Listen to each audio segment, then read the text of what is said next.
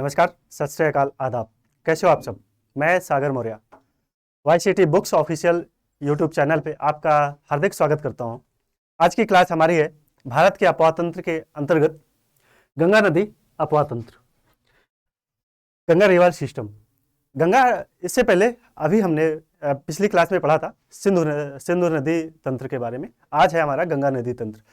गंगा नदी तंत्र के अधीन यमुना नदी और साथ साथ गंगा की प्रमुख सहायक नदियां, और इनमें इस वक्त या जो सुचारू रूप से कार्यरत परियोजनाएं हैं उनके बारे में चर्चाएं होंगी। तो हम बढ़ते हैं अपनी क्लास में। गंगा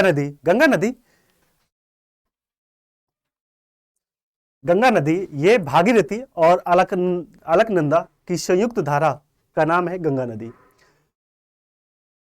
और अगर मेन बात करें कि गंगा नदी का उद्गम स्थल ये गोमुख के समीप गंगोत्री हिमनद से निकलती है।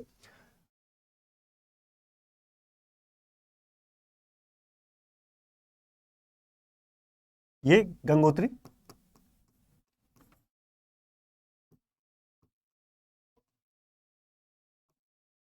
हिमनद, ये भागीरथी,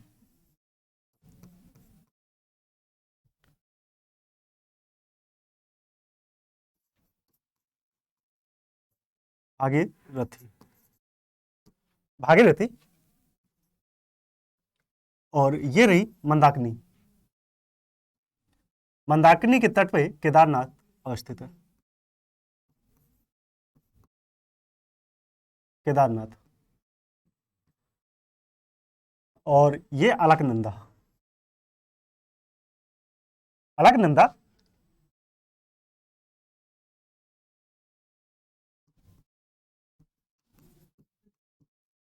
अलकनंदा ये सतोपंथ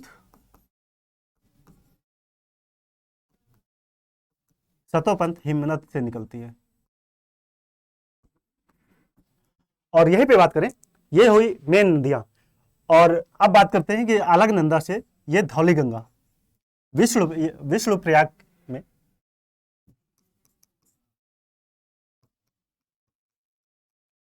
धौली गंगा विष्णु प्रयाग में मिलती है आके।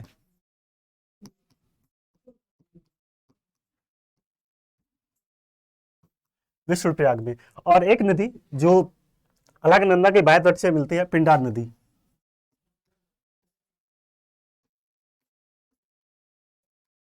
पिंडार नदी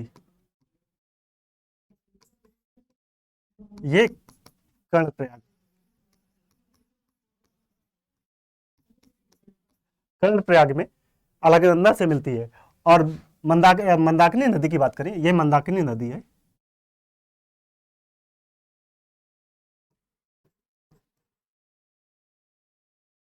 मंदाकिनी, रुद्रप्रयाग, यह है रुद्रप्रयाग।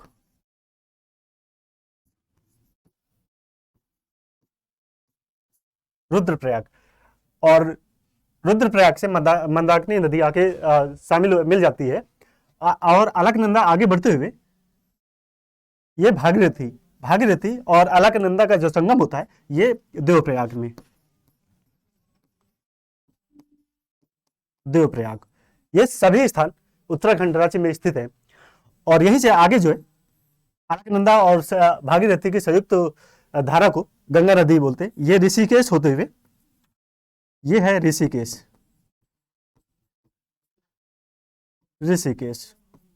और ये ऋषिकेश के दक्षिण में हरिद्वार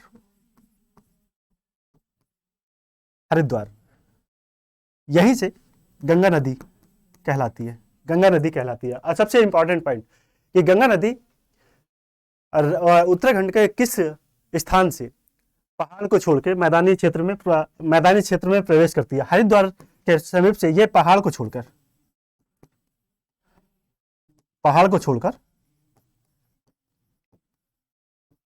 मैदानी क्षेत्र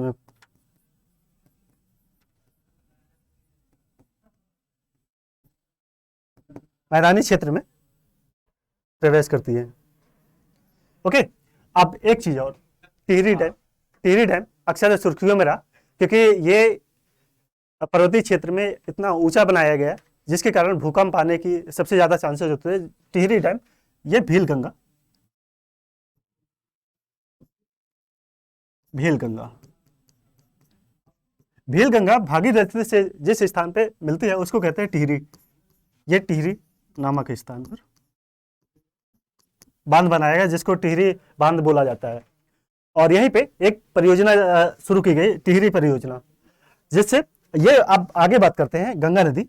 गंगा नदी जब मैदानी क्षेत्र में आती है तो ये उत्तराखंड उत्तराखंड उत्तर प्रदेश, बिहार, झारखंड, झारखंड से होते हुए पश्चिम बंगाल में जब ये प्रवेश करती है तो गंगा नदी दो सरिताओं में विभाजित हो जाती है। एक है हुगली नदी, और दूसरी है, इसको कहते हैं भागीरथी। भागीरथी भागीरथी ये बांग्लादेश में प्रवेश करती है। पहले इसको पद्मा पद्मा के नाम से जानी जाती है, और पुनः जब इस पे ब्रह्मपुत्र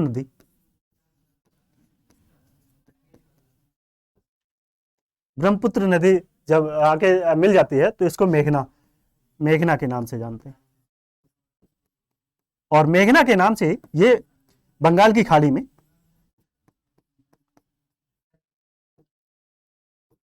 खाड़ी में गिरती है आके। अब आप बात करें, ये रही हमारी गंगा नदी का ड्रेनेज सिस्टम। और अब बात करते हैं गंगा की सहायक नदियां। गंगा की सबसे प्रमुख सहायक नदियों की बात करें तो इसमें है बाएं तट में यमुना नदी, ये है यमुना, और कर्मनाचा,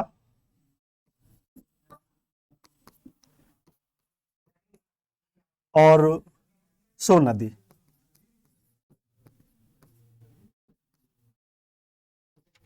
सोन नदी, ये तीनों जो है गंगा की सहायक नदियां हैं। गंगा की सहायक नदियां जो गंगा के दाहिने तट से आके मिलती हैं। और बाएं तट की बात करें, बाएं तट पे यह है रामगंगा, और रामगंगा के बाद ये गोमती नदी,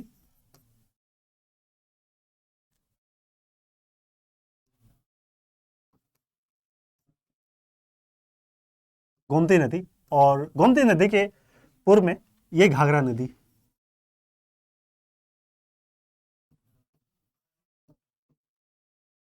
घाघरा नदी, घाघरा के बाद आती है गंडक, गंडक और कोशी नदी।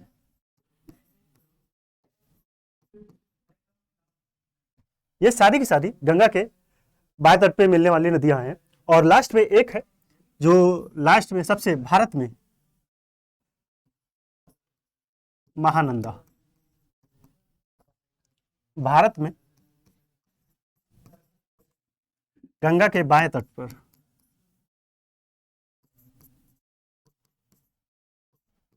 पर मिलने वाली आखिरी नदी है।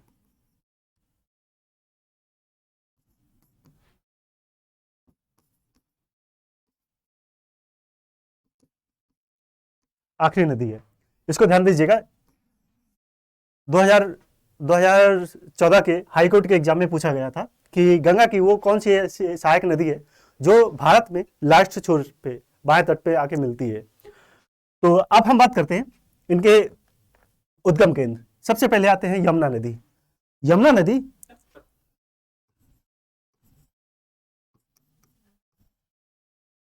नदी ये गंगा की सबसे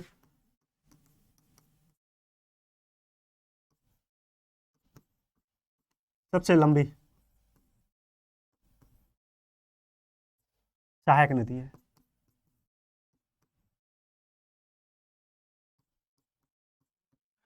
और इसका उद्गम केंद्र देखें,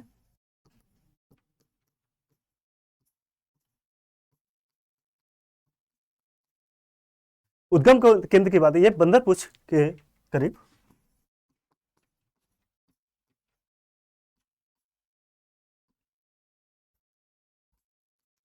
समीप यमुनोत्री।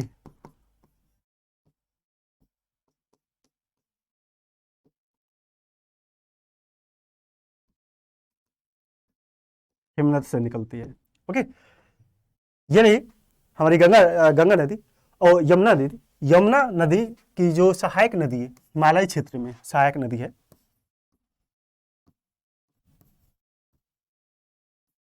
हिमालय क्षेत्र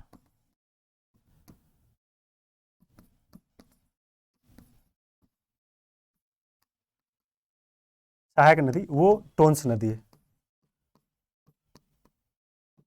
टोंस नदी ये हिमालय क्षेत्र में यमुना नदी की सहायक नदी है। अब बात करते हैं, अब लगे हाथ बात कर लेते हैं यमुना की सहायक नदियां। यमुना की सहायक नदियों की बात करें, सहायक नदी ये यमुना नदी,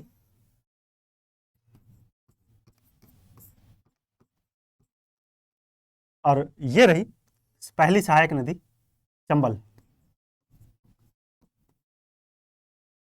चंबल नदी, चंबल की सहायक नदी है बनास।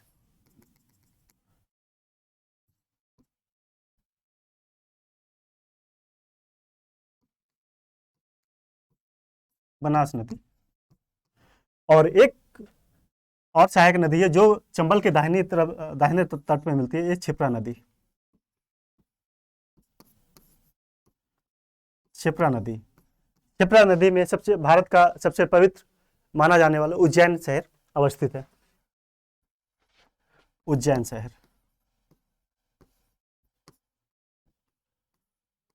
उज्जैन शहर क्षिप्रा नदी के तट पर अवस्थित है। और दूसरी सहायक नदी है सिंध।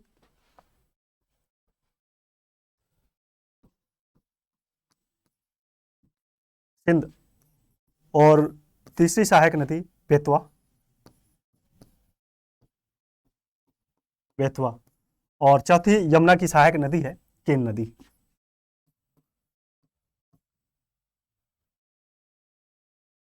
केन नदी।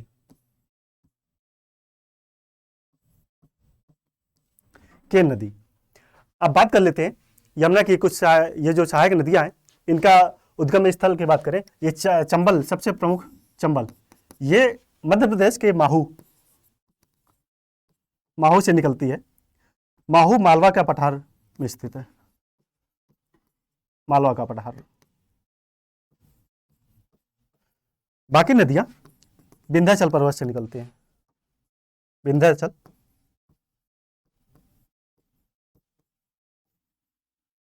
पर्वत श्रेणी,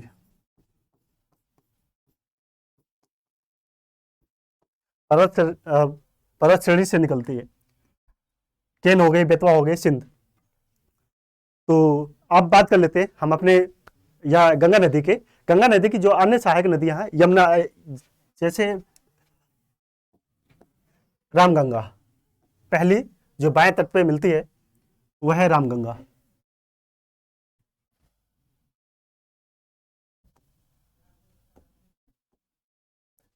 ये गंगा नदी हो गई।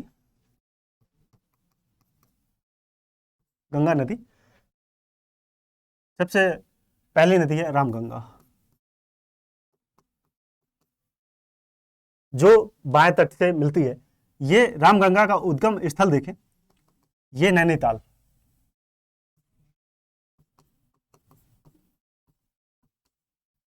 नैनीताल। और दूसरे जो है घाघरा नदी।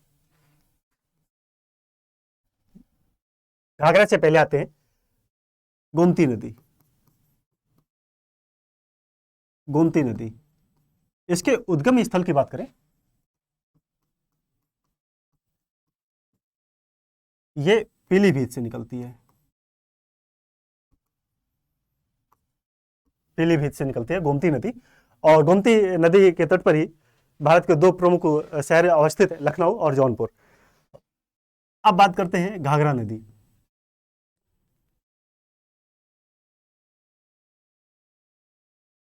ये रही घाघरा नदी। घाघरा नदी के उद्गम केंद्र ये मापचा,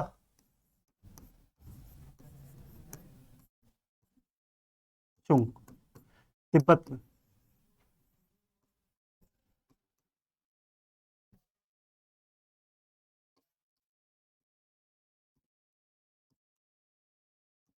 तिब्बत से निकलती है और ये छपरा बिहार के पास आके गंगा तट पे गंगा नदी से मिलती है। और इसके बाद एक नदी है गंडक, गंडक और कोसी। कोसी नदी का उद्गम केंद्र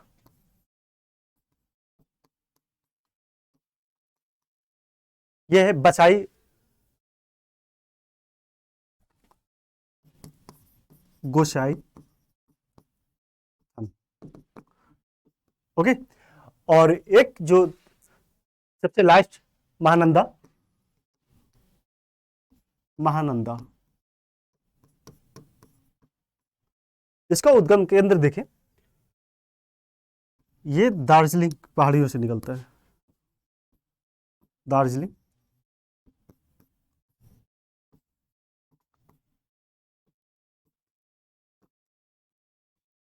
पहाड़ियों से निकलती है और गंगा के बाएं तट पे मिलने वाली सबसे आखिरी नदी है जो भारत में मिलती है। और गंगा से ही तीस्ता नदी, बांग्लादेश में तीस्ता नदी,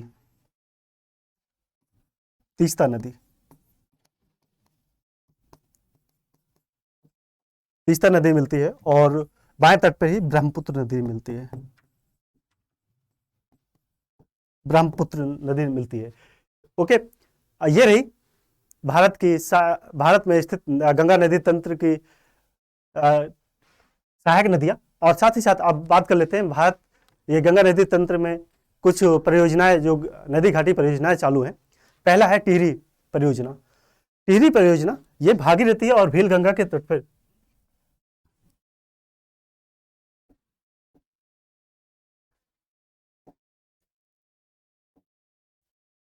ये भील गंगा और भागीरथी के संगम पर टिहरी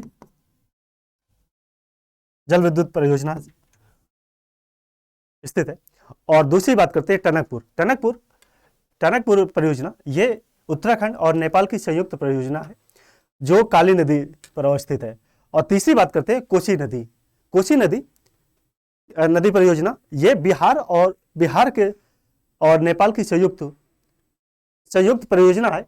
इस परियोजना का शुरू करने का मेन उद्देश्य था कि कोसी नदी में आने वाला जो बाढ़ है, हर साल जो बाढ़ आता है, और साथ ही साथ सिंचाई की सुविधा, सिंचाई के लिए जल उपलब्ध कराना, ये दो मेन पॉइंट थे जिसके कारण कोसी नदी परियोजना शुरू की गई थी। और कोसी के एक मेन पॉइंट और देखिए, कोसी नदी बिहार का शोक,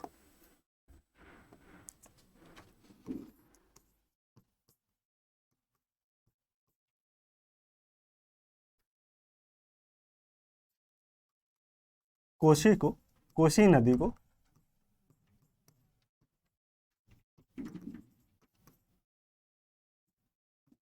बिहार का शोक कहते हैं क्योंकि प्रति वर्ष इस पे इतनी भीषण बाढ़ आती है कि काफी आर्थिक और जनहानि दोनों होती है। और यहीं पे दामोदर नदी को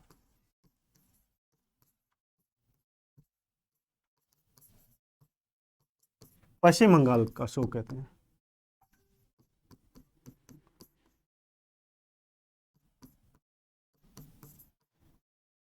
शोक कहते हैं, यह पॉइंट ध्यान दीजिएगा क्योंकि ये अक्सर एग्जाम में पूछ लिया जाता है डायरेक्ट। तो ये कुछ पॉइंट थे जो बताना जरूरी था। और साथ ही साथ आप बढ़ते हैं अगली परियोजना पे, रेहंद परियोजना। रेहंद परियोजना ये सोन नदी, गंगा के दाएं तट पे मिलने वाली सोन नदी की सहायक नदी है रेहंद। रेहंद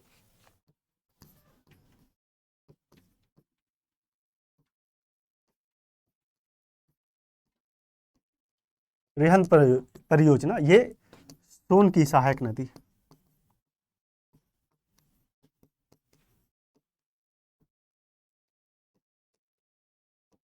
रेहंद नदी।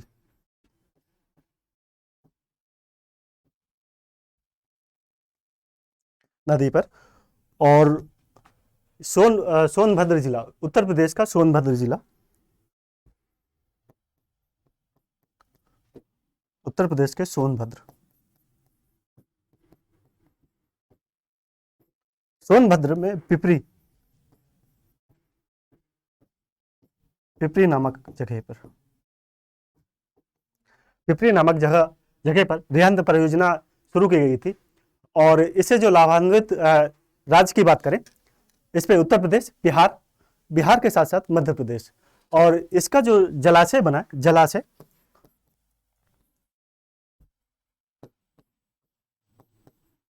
ये उत्तर प्रदेश और छत्तीसगढ़ के बॉर्डर में अवस्थित है, और उसका जो नाम है गोविंद बल्लभ पंत, गोविंद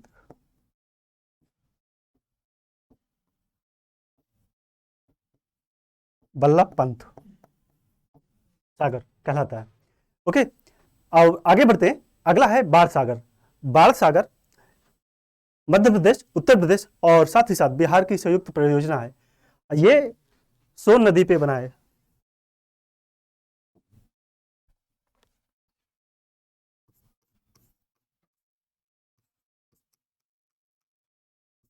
बाण सागर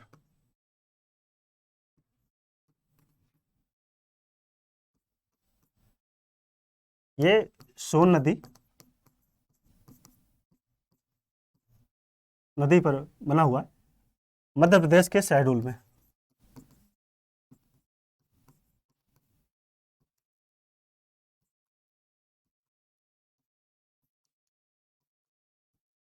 और ये मध्य प्रदेश, उत्तर प्रदेश एंड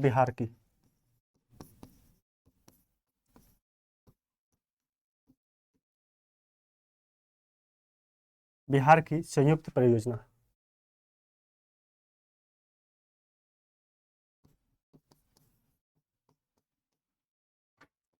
संयुक्त परियोजना है। अब यही पे बात करते हैं माता टीला। माता टीला बेतवा नदी पे हो।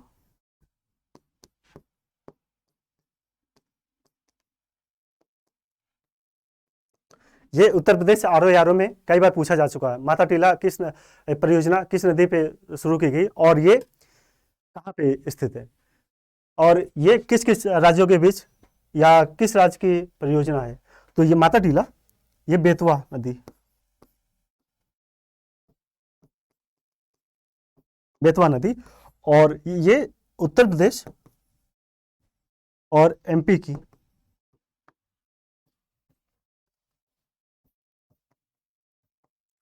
ज्वाइंट परियोजना है, संयुक्त परियोजना है। और आगे बढ़ते हैं चंबल घाटी, चंबल नदी घाटी।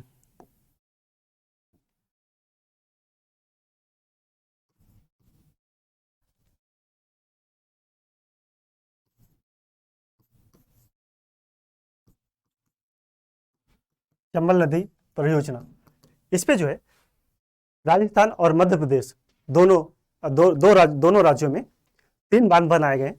पहला मध्य प्रदेश में बनाया गया और 2 बांध जो है राजस्थान में बनाए गए, जिसमें से मध्य प्रदेश में जो पहला बांध बनाया गया चौरासी घाट पर,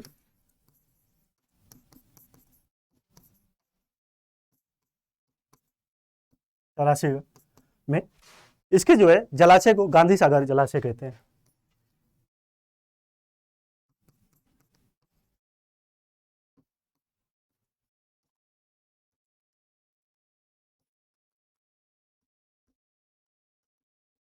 गांधी सागर। और दूसरा जो बांध बना रावत भाटा में, रावत भाटा के जलाशय को, रावत भाटा,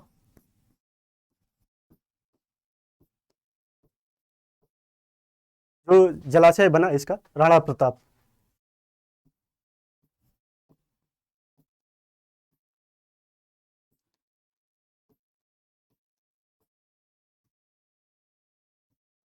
प्रताप सागर। और तीसरा बांध बनाया गया कोटा में, इसके जलाशय का नाम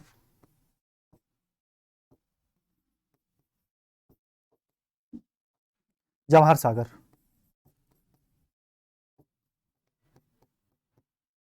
जवाहर सागर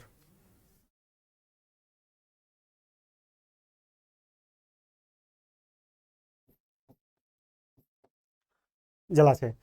और एक है दामोदर नदी घाटी परियोजना। ये भारत की पहली बहुउद्देशीय नदी घाटी परियोजना जिसको 1948 में शुरू किया गया था, और ये अविभाज्य बिहार और पश्चिम बंगाल की संयुक्त परियोजना थी, जो फिलहाल में वर्तमान में झारखंड राज्य और पश्चिम बंगाल के बीच कार्यान्वित है। और ये अमेरिका की टेनेसी नदी घाटी परियोजना के आधार पर बनाया गया था। और अगली ये इसको जो है अगला बात करें, अगली हमारी जो लास्ट है आज की क्लास की लास्ट मयूराक्षी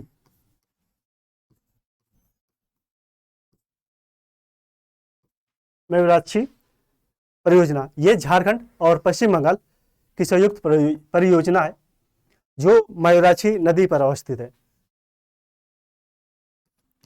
इसकी नदी की बात करें,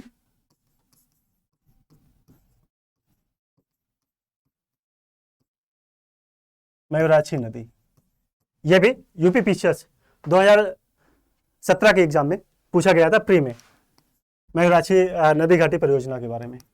ओके, और ये झारखंड और पश्चिम बंगाल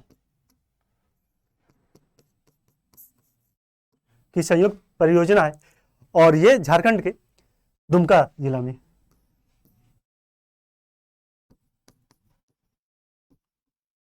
झारखंड के दुमका जिला में बांध बना हुआ है इस पे, और इसको जो है कनाडा बांध के नाम से भी जाना जाता है। कनाडा बांध के नाम से भी जाना जाता है।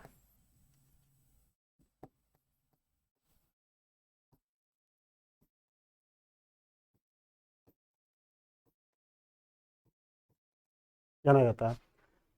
तो ये रही आज की क्लास, गंगा नदी अपवाह तंत्र और उससे जुड़ी हुई विभिन्न नदी घाटी परियोजनाएं। तो मैं उम्मीद करता हूं ये छोटी सी क्लास आपको बेहतर ढंग से समझ आएगी और आपके एग्जाम में सबसे ज़्यादा मदद करेगी। तो मैं इसी के साथ ये क्लास खत्म करने की इजाज़त चाहूँगा, और आपसे एक विनती करूँगा कि ये क्लास पसंद आए तो please YCT books official YouTube channel को अपने दोस्तों तक शेयर करें, सब्सक्राइब करें, और ज़्यादा से ज़्यादा अपने दोस्तों पे शेयर करें। तो इसी के साथ मैं क्लास खत्म करने की इजाज़त चाहूँगा। नमस्कार।